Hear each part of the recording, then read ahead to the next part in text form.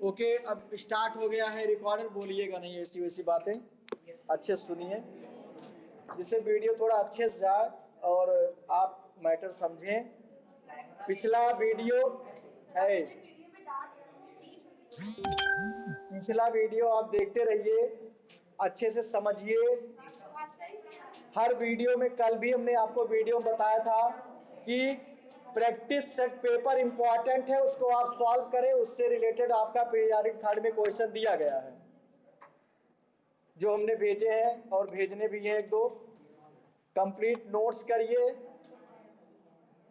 और अपना चैनल को आप लाइक करिए, सब्सक्राइब करिए, कमेंट लिखिए, दूसरे पर भी शेयर कर दिया करें। सिर्फ टाइम जितना समय आप वॉच करोगे उतना उसकी टाइमिंग बढ़ेगी।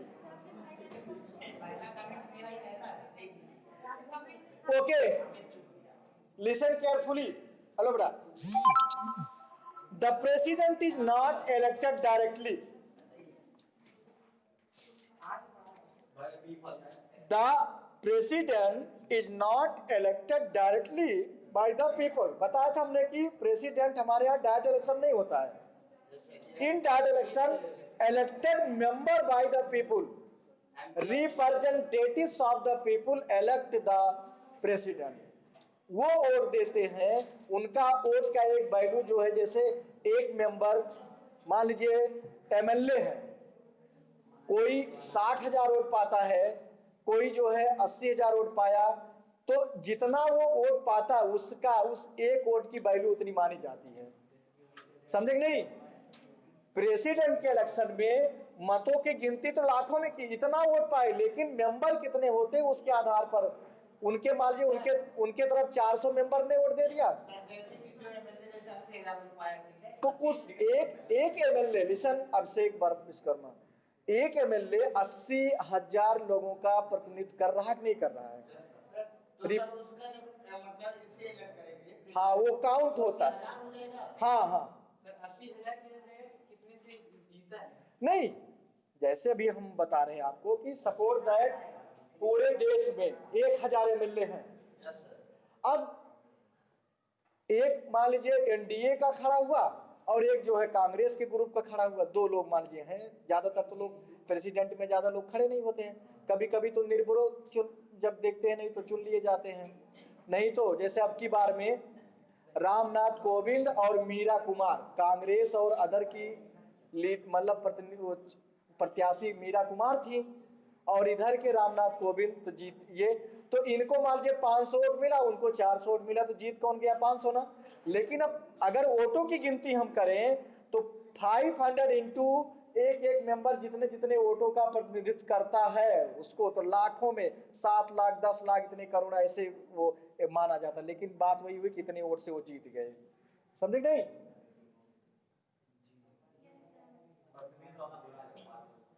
हारने वालों ने जीतने वाले का वही तो वोट देंगे। आप विधायक हो तो आप वोट दोगे ना। चलिए, the elected member of parliament कौन? MPs and the elected member of the legislative assemblies MLA. तो कौन वोट देता है? एमपी और अब जिसके ज्यादा एमपी और एमएलए होंगे वही जीतेगा, उस पार्टी का मेंबर। पहले कांग्रेस के जीतते थे।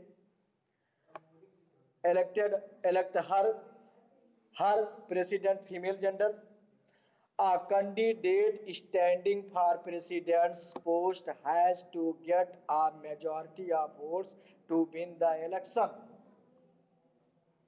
क्या कह रहा है कि जो प्रेसिडेंट मेंबर के लिए, जो मेंबर प्रेसिडेंट के लिए खड़ा हुआ है उसको जीतने के लिए मेजॉरिटी चाहिए, बहुमत चाहिए।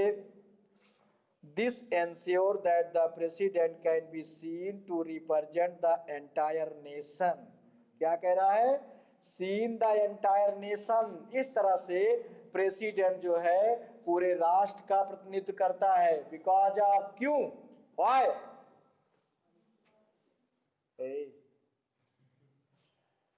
MPs and MLA coming from in different parliamentary constituencies and assembly constituencies। MPs support that UP, जितने स्टेट हैं सब स्टेट के एमपी, एक एक स्टेट के एमएलए यही लोग तो चुने प्रेसिडेंट को, तो पूरे देश के लोगों ने चुना कि नहीं चुना? तो प्रेसिडेंट पूरे देश का प्रतिनिधित्व करेगा कि नहीं करेगा? एमएलए जो होता है वो केवल एक कॉन्स्टिट्यूएंसी का प्रतिनिधित्व करता है। एमपी केवल एक एमपी कॉन्स्टिट्यूएंसी का करेगा। अंबेडकर नगर का रितेश पांडे जो है ये पूरा अंबेडकर नगर लोकसभा क्षेत्र का प्रतिनिधित्व करेंगे, फैजाबाद का नहीं। रामचंद्र अकबरपुर विधानसभा का करेंगे, समझे नहीं? लेकिन प्रेसिडेंट को पूरे देश के एमपी और एमएलए चुनते, इसलिए वो पूरे देश का प्रतिनिधित्व करता है। Carefully understand? वेल, समझ में आ गई बातें? यस। कब फॉर्म में नहीं है?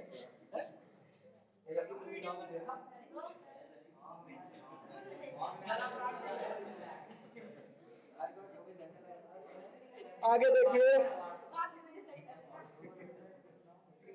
बात सुनिए। स्वस्थ रहे बीमार रहे, हमको हमेशा ही से देखते हो।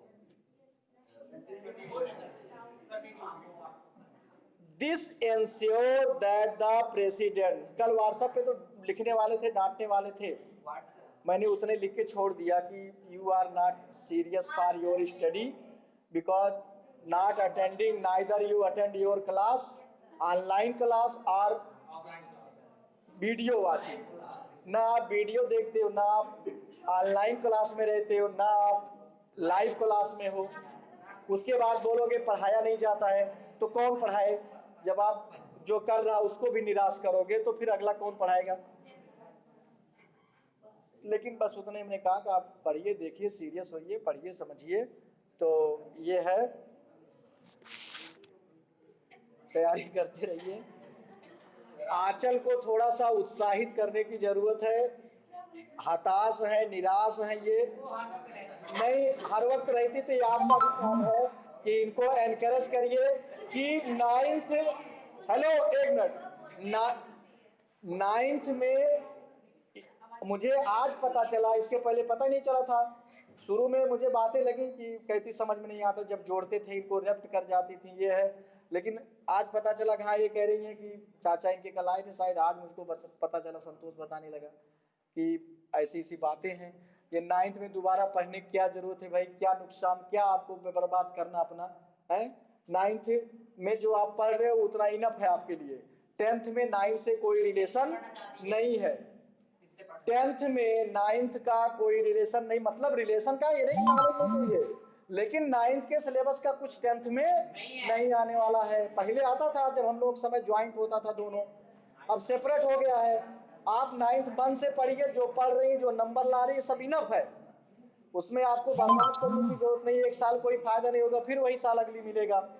अब इतने मिलेगा, जो ऐसे पढ़ाया जा रहा है वैसे उस बार भी पढ़ाया जाएगा, समझे? तो ये सब भूल जाइए। मन में जो गंदी बातें हैं, जो और चीजें हैं, उसको भूल जाइए कि ये कर लेंगे, वो कर लेंगे। घर को परेशान मत करिए किसी को। अच्छी बात, मेरी बात आज से मान करके, ओके, मेरी तरफ देखो, मेरी बातें मान करके कि नो एनी रीजन, कोई रीजन नहीं है। सारी बातें हमने सुना, कोई रीजन नहीं है, कोई परेशान होने की जरूरत नहीं है आपको। चाचा से ही बात हुई मेरी, अभी फोन से बात हुई, सुना कि नहीं? मेरी तरफ सुनो। तो उन्होंने कहा कि सर आप ही, हम कहे मुझे पता नहीं था, नहीं अब तक तो हम कब का समझा दिए होते और आंचल लाइन पे आ गई होती। तो ऐसी बातें कुछ नहीं है। आप अपने देखो, तुमसे कितने कमजोर लोग 9th पास हो जाएंगे, 10th में आ जाएंगे, ऐसा कुछ नहीं है।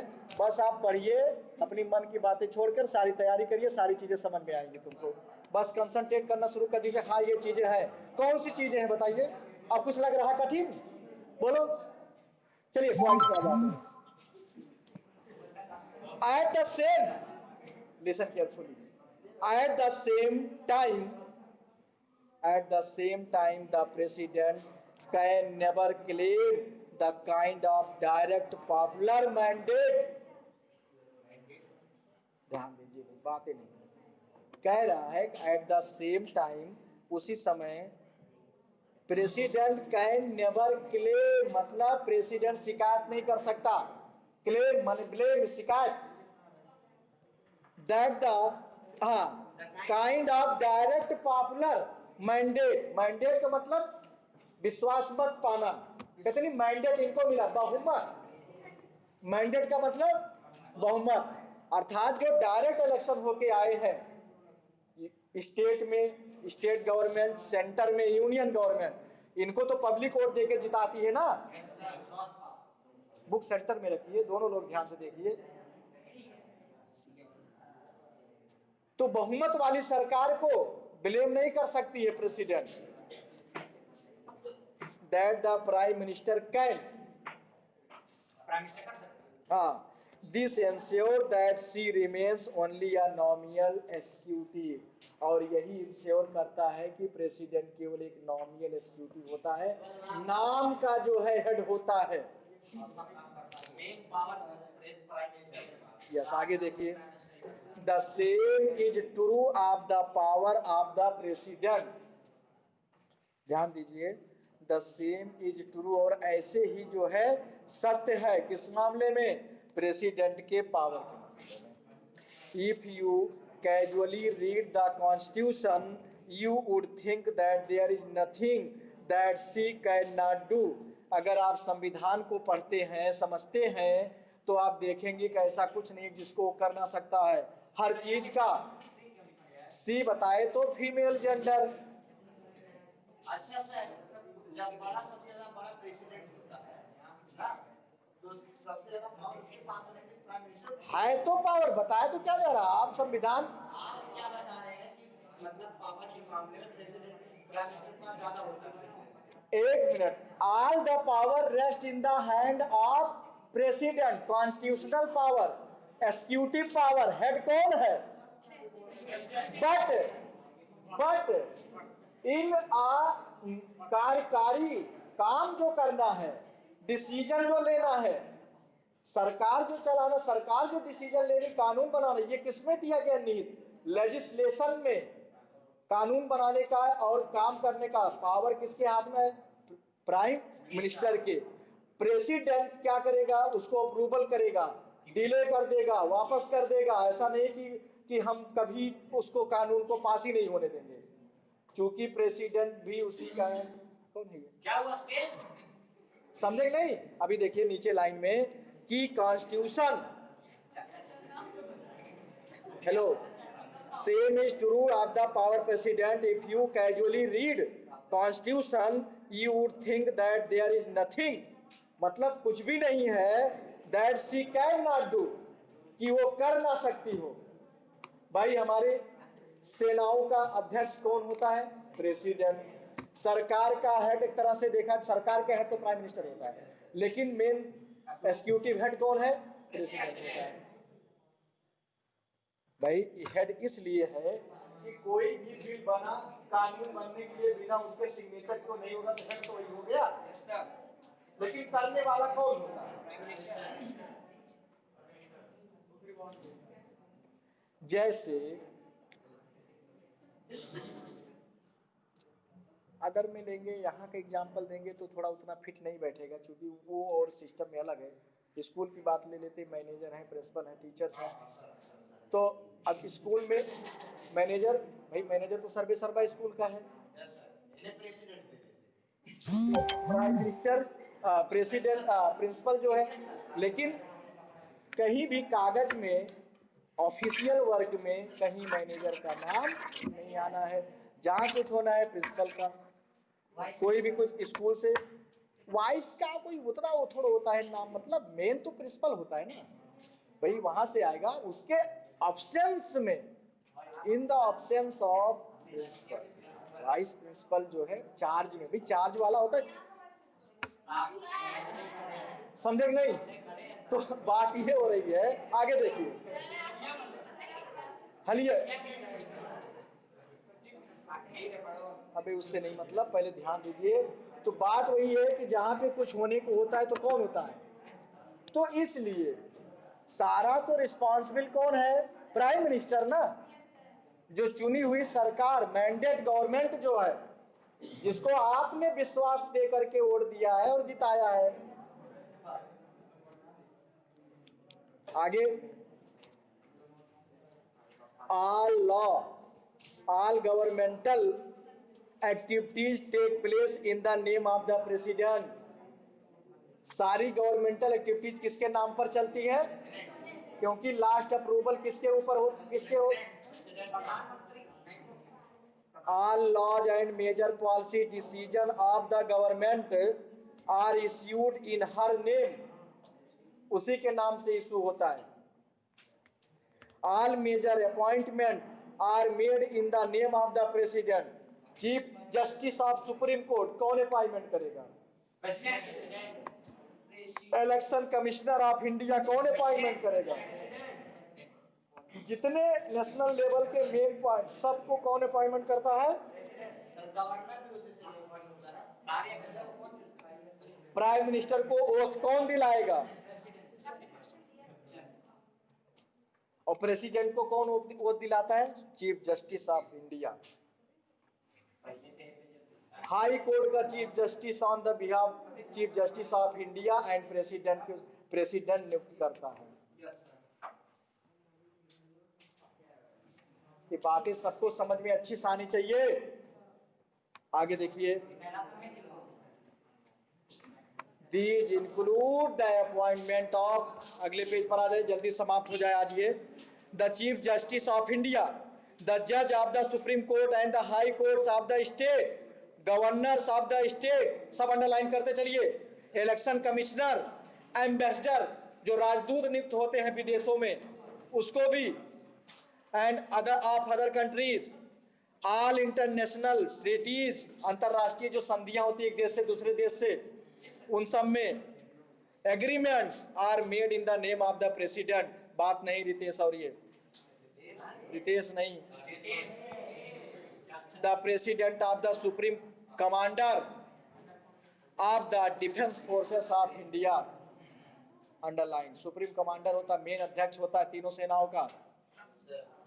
अब एक और पद बना देगा CDS,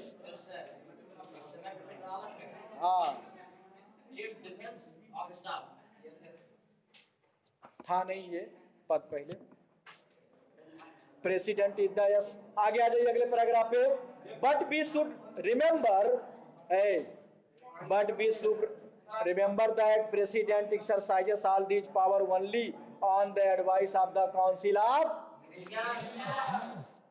किसके? काउंसिल ऑफ मिनिस्टर, मंत्री परिषद के सलाह पर ये सारी चीजें करता है, अपने आप से नहीं करता। अपने आप से जहां करता वहां प्रेसिडेंटियल गवर्नमेंट होती है, इसीलिए ये पार्लियामेंट्री गवर्नमेंट्री है। पार्लियामेंट्री आपका फॉर्म ऑफ गवर्नमेंट है। वहां पर भी होते हैं सांसद अलग अलग स्टेट के सबके, नहीं प्राइम मिनिस्टर नहीं होते।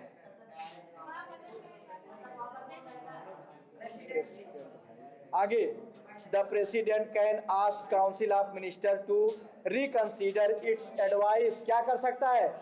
प्रेसिडेंट जो है, ध्यान से सुनिए, president can ask the council of minister, मतलब मंत्री परिषद से वो पूछ सकता, कह सकता है क्या? रिकंसीडर इट्स एडवाइस, रिकंसीडर करने के लिए, पुनः कंसीडर करने के लिए उसके सलाह को। But if the same advice is again given, लेकिन पुनः मंत्री परिषद वैसे ही सलाह देती है तब उसको मानना पड़ता है। Similarly a bill passed by the parliament became a law after the president given assent to it. President के असेंटमेंट के बाद ही जाकर के कोई कानून बनता है। If the president wants he can delay this for some time and send the bill back to the parliament for reconsideration. कभी डिले कर सकता है या पुनः वापस भेज सकता है, विचार विमर्श करके कुछ संशोधन करके पुनः लाओ। लेकिन ये नहीं है कि वो ये कह दे कि नहीं ये बिल बनेगा ही नहीं। बिल बनाने का काम किसका है? विधायिका का, संसद का।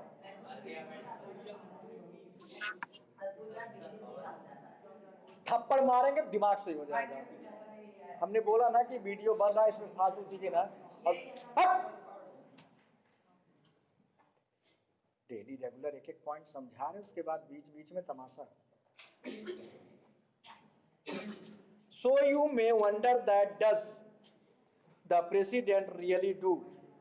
इसलिए कह रहा है तुम वंडर, आपको आश्चर्य हो सकता है प्रेसिडेंट करता क्या है तब। एक बार हम कह रहे सर्वोच्च पावर उसके हाथ में है, एक बार कह रहे फिर करने का पावर इनके हाथ में है, फिर सबसे बड़ा आगे can see do anything on her on at all. क्या क्वेश्चन है ये, देखिए क्वेश्चन मान लगे ना। कैन, क्या वो सब कुछ अपने आप कर सकती है? At all, there is one very important thing she would do on her own, appoint the prime minister when a party or coalition of party secure a clear majority in the election. जब किसी व्यक्तिगत party या गठबंधन party का majority होती है Assam parliament में, तो उसके लीडर को प्राइम मिनिस्टर की शपथ दिलाता है। आगे, the president has to appoint the leader of the majority party or coalition that enjoy majority support in the Lok Sabha. इतना मीनिंग जानते हो आप लोग। When no party or coalition gets majority in the Lok Sabha means जब किसी को बहुमत, the president exercises her discretion, the president appoint a leader who in her opinion can muster majority। मतलब जब किसी दल को बहुमत नहीं मिलता है तब वहां प्रेसिडेंशियल रूल होता है। प्रेसिडेंट किसी को एक ऐसे को लीडर नियुक्त करता है जिसको लगभग सबका विश्वास हो। सपोर्ट इन द लोकसभा, और उन्हीं को मोस्टली क्या होता है, जो इसके पहले प्राइम मिनिस्टर होते हैं उन्हीं को कहते हैं कि तब तक आप बने रहिए। In such case the president can ask the newly appointed prime minister to prove majority support in the Lok Sabha. क्या होता है, नियुक्त कर दिया जाता है। कभी कभी आप सुने होंगे, जैसे बताया था हमने, अटल जी की 13 दिन की सरकार, बहुमत नहीं थी, बड़ी पार्टी के रूप में उनको शपथ दिला दिया गया, प्रधानमंत्री बन गए, 2-4 मंत्री ने पद शपथ ले लिया, लेकिन ये कहा गया कि आप 2 दिन 4 दिन 6 दिन में एक समय दिया जाता कि आप बहुमत साबित करके दिखाइए। और जब देखते हैं साबित हो जाएगा करते हैं, नहीं पहले इस्तीफा दे देते हैं। समझ में आया नहीं आया? Prime minister to prove yes. आगे आ जाइए अगले पैराग्राफ पे। द जुडिशरी, क्या रोल है न्यायपालिका का? तो हमने पढ़ लिया लेजिस्लेचर, एग्जीक्यूटिव, अब आ गया judiciary. Let us return one final time to the story of office memorandum. पुनः उसी कहानी पर आ जाइए, ऑफिस मेमोरेंडम पर। कोर्ट में गया था कि नहीं गया था? लोग जनहित याचिका लेके गए थे ना कि सुप्रीम कोर्ट इसमें दखल करे और ये बिल ना बनने दे, लेकिन उन्होंने कहा नहीं, ये बहुमत से पास हुआ है, सदन में पास हुआ है, इस पे हम थोड़ा सा सुधार करने के लिए उसमें कहा था। This time let us not recall the story but imagine how different the story could have been. Remember the story came to a satisfactory and because the Supreme Court gave a verdict that was accepted by everyone. Supreme Court gave a verdict that was accepted by everyone। मतलब कि जो कोई निर्णय supreme court देता उसको हर कोई accept करता नहीं करता है, अंतिम आस वही रहती लोगों को। Imagine what you have happened in the following situation. Number 1, if there was nothing like a Supreme Court in the country, अगर सुप्रीम कोर्ट जैसा देश में कुछ ना होता तो। Even if there was a Supreme Court if it had no power to जज action, अगर सुप्रीम कोर्ट है और उसके जज को कोई पावर ना हो किसी कार्य में दखल लेने का या निर्णय देने का, तो even if it had the power, इसके पास पावर भी है, if no one trusted the supreme Court to give fair verdict, कि कोई विश्वास ना करे सुप्रीम कोर्ट सही निर्णय देगा। कई कंडीशन हो सकते हैं ना। आज हम कहते हैं कि अरे निर्णय तो बिक जाते हैं, दबाव में दिया गया निर्णय है, सरकार जो चाहे वही निर्णय करवा लेती है, तमाम लोग कहते हैं। आगे, even it gave fair judgment if those who appealed against the government, कोई सरकार के खिलाफ अगर अपील करता है तो फेयर जजमेंट मतलब निष्पक्ष निर्णय, और यही काम है न्यायपालिका का, फेयर जजमेंट देना। Did not accept the judgment, this is why an independent and powerful judiciary is considered essential for a democracy। यही रीजन है कि एक शक्तिशाली और स्वतंत्र निष्पक्ष न्यायपालिका एक लोकतंत्र का तीसरा स्तंभ है। चौथा है क्या? मीडिया। चौथा स्तंभ क्या है? Media. All the courts at different level in a country put together are called the judiciary। इस डिस्ट्रिक्ट लेवल से लेकर के सुप्रीम लेवल तक ये सब मिलकर के न्यायपालिका बनाते हैं। और हेड कौन होता है? Supreme court. सुप्रीम कोर्ट का जज वही दिशा डायरेक्शन देता है। High court to lower court, civil court 8th में पढ़ के आए हो, जुडिशरी चैप्टर है पूरा, तो रिमाइंड किया करो, रिकॉल इन प्रीवियस क्लास।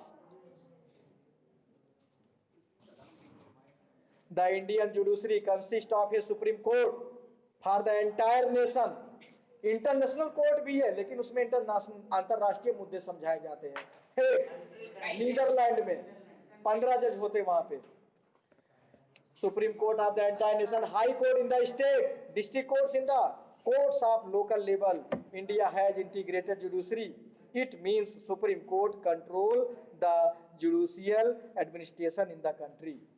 एक एकीकरण न्यायपालिका हो जिसमें सुप्रीम कोर्ट कंट्रोल करता है सबको। ऐसा मनमानी नहीं रहता है। जो कोर्ट रहता है उसमें 15 जज रहते हैं, तो वो जो 15 जज उनको अपॉइंट कौन करता है? वो ये अपना जो यूनाइटेड नेशन है आपका, उसी का तो अंग है ये। यूनाइटेड नेशन का तो अंग है इंटरनेशनल कोर्ट ऑफ 6 उसके आर्गन है कि नहीं है? इंटरनेशनल कोर्ट ऑफ जस्टिस जो भी है आप पढ़िए। चलिए आगे देखते, नहीं तो अभी 11:20 का हमने टाइम दिया था। नंबर 1 बिटवीन, देखिए क्या डिस्प्यूट करता है, किस किस के बीच में? Between citizens of the country, between citizens and government, between 2 states or state and government, between government and the union and state level. ऐसे मामले सुप्रीम कोर्ट में जाते हैं। अगला, it is the highest court of appeal in the civil and criminal cases.